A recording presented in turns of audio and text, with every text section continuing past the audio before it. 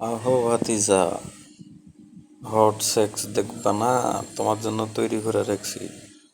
চালু করবা আর দেখবা। Hot hot girl, black black black.